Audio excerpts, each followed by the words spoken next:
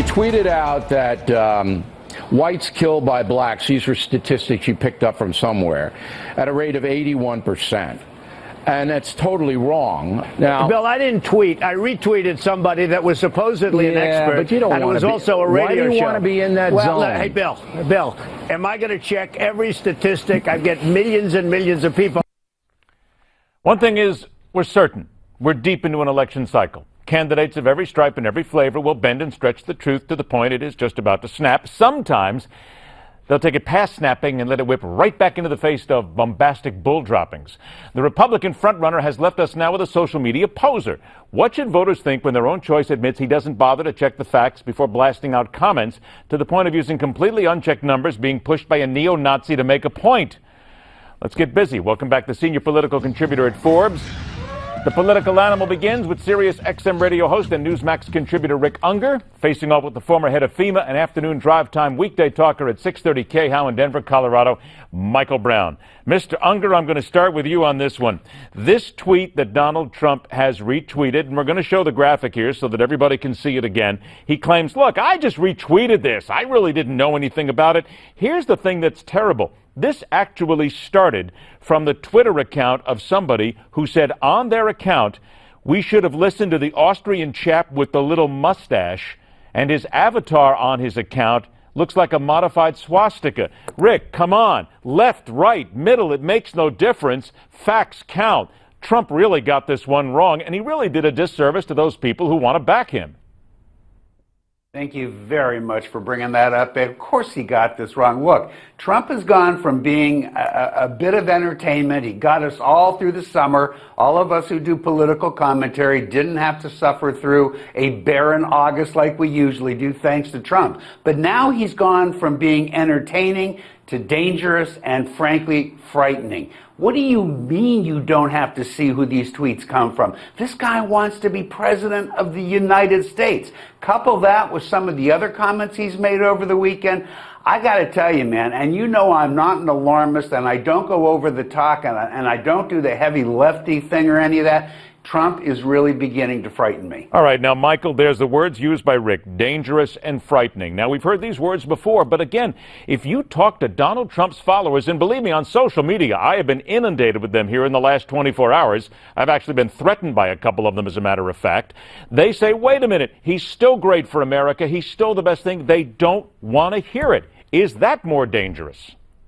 That's incredibly dangerous. And as I've been saying all along, and look, I don't support the K Street crowd. I don't really appreciate or support the consultant class, but this guy's a billionaire. You can't afford to hire even a semi-intelligent intern to run your Twitter account for you. I really don't want my president or my Republican nominee spending his time doing his Twitter account. You know, pay somebody, I don't know, $15 an hour just to make the lefties happy, and pay them to do your Twitter account. Come on, Trump, let go of some money. And here's just it, because there's a lot of people, and look, the latest Quinnipiac University poll shows that Ted Cruz has moved into a virtual tie with Donald Trump at this point. And gentlemen, let's say this. Let's not sit here and just bash away at Trump, because people like this guy. They think that he could be president of the United States. They want him here. Just give us the facts and give us some reality.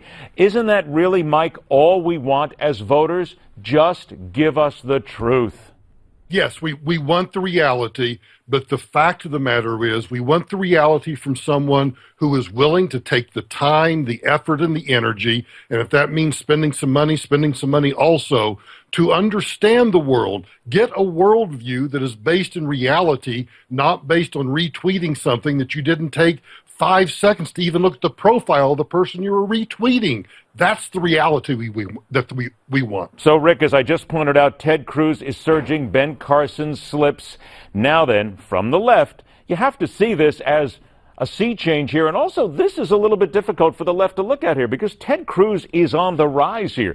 And he's got to be seen as a guy that would be a real opponent for Hillary, whomever is on the left. Come on. Yeah, I have always said that. Frankly, I said it from the outset. The guy who stood to gain the most from both Trump and Carson fading, if they ever do, would be Ted Cruz. Look, this is not an accident. I may disagree profoundly with Senator Cruz, and I do, but I got to tell you, this is one very, very smart guy who knows exactly what he's doing. He has planned this campaign to happen the way it is, and I would not be at all surprised if he peaks just at the right time in the beginning quarter of the year. Let me ask you this both. Have we seen, and Rick, I'll start with you first, 30 seconds. Have we seen Donald Trump, even though he continues to lead, have we seen him peak to the point where Rubio and Cruz know now that they've got a shot at this guy?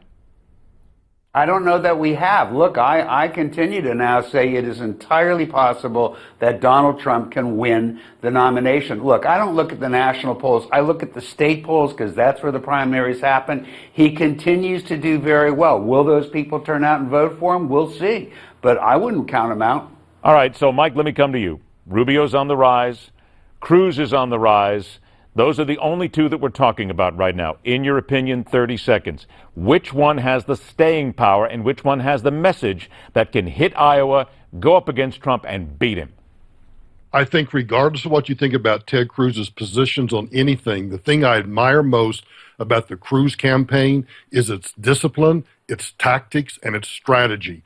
It's got a plan, and by God, it's sticking to that plan. And here's the plan. I understand that you're going to spend Thanksgiving with Ungar. Oh my goodness, what I would give to meet my liberal relatives. What I wouldn't give to be at that table. Imagine Ungar telling his relatives that Brownie's spending lunch with or dinner with. Yeah, Brownie's. You're out of here, Ungar. That's it. No more. You're out of the family. Rick Ungar and Michael Brown. Guys, have a great Thanksgiving. Thanks so much for joining us. We'll talk to you soon. Too, Coming up next, the reality of terrorists choosing to be refugees, and the clock kid turns extortionist. Next, right here on The Hardline.